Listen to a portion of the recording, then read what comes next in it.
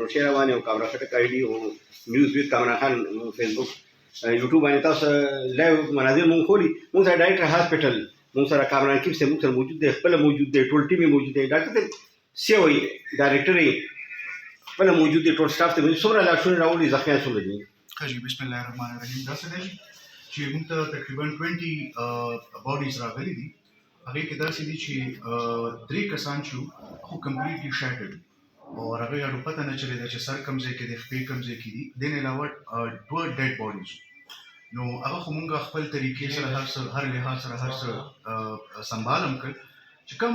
انجرډ پیشنټس دي هغه کې موږ سره دا چې 2 پیشنټس دا چې هغه په ماته او یو پیشنټ دا چې هغه ماشوم هغه نو هغه ته لکه انټرنل انجریز شوي دي خېټه باندې لګېدل نو هغه پیشنټس موږ اوس حاضر سات باندې انیشل ریسسیټیشن وکړو او وارډز ته مو شفټ کړ باقي ماینر انجری سره راغلي آی ته پټي سټیچز یو شی هغه ټول هر څه موږ هر طریقې سره اور میډیسن لحاظ سره هر څه موږ سره اویلیبل دي نو موږ چې څه انیشل ریسسیټیشن یا انیشل ای ټی ایل ایس هغه زموږ چې کوم پروتوکولز یا د لحاظ سره هر څه موږ مریضانو ته ورکړو سر سیریس مریضان څونه دي تاسو پېښور ته ریفر کړئ نو هسپتالونو ته پېښور ته لا هیڅوک هم نه دي ریفر شوي موږ ټول پیشنټس چې دي د خو خپل زموږ کنسلټنټس دي اورتوپیډیک سرجنان دي جنرال سرجنان دي ای ان ټي والا سرجنان دي نیورو سرجنان دي او هغه هر څه د خپل لحاظ سره هینډل کوي ډاکټر صاحب بلډ تاسو سره پوره دی سایکل کوي زموږ چې کوم بلډ بانک دی هغه موږ سره بالکل کمپلیټ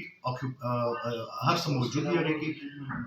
A پوزټیو B پوزټیو B نیگیټیو O نیگیټیو چې څه بلډ ګروپس دي هغه موږ سره اویلیبل دي او خو وافر مقدار دي او دیم خبره پکې دا چې زموږ ډیر زیات سټوډنټس دي او د هاسپټل سټاف دی هغه راغلي دي ولاندې موږ ته بلډ ډونیټ کوي ډاکټر صاحب میډیسن ایمرجنسي تاسو سره پوره دی یا محمد فارمیسي دی هغه فری اعلان کړی دی خپل هر یو شی میډیسن موږ سره اویلیبل دی او دا نور میډیسن چې کوم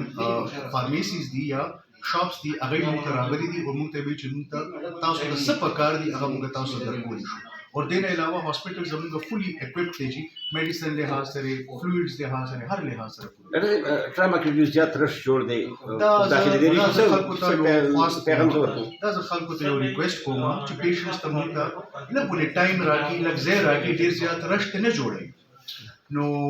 ډاکټران دې پریږدي خپل کار لپاره او صرف تاسو په وساتت باندې زدا ویم چې دا کم چې دا بهر کسان دي چې کوم اسې ولاړ دي تماشې ته ولاړ دي دا دې واپس شي چې مریضانو ته خپل ټریټمنټ ٹھیک شو ډېر مهرباني